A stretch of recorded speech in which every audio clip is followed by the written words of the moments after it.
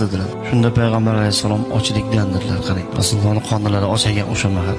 Shunda haligi sahobiy yig'lab, "Sizni qoningiz ossa-yu, men shundoq yurarmidim" deb orqalariga sekin qaytib bir xurmozorga borib, ana shu xurmozorning egasi bilan bir bitim qildiki, "Ke mana shu xurmoyini sug'orib beraman, har bir paqiriga bir donadan xurmo berasan."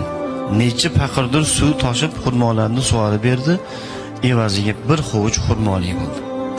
Haligi xurmoni olib kelib, haligi sahobiy, "Mana bu xurmolardan yeb oling, mana shu xurmolar bilan qoningizni to'ygizing" dedilar.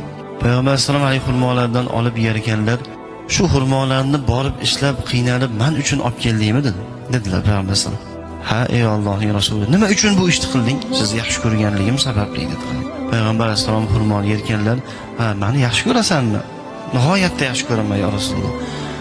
"Agar dedilar payg'ambar sollallohu alayhi vasallam, meni yaxshi ko'radigan bo'lsang,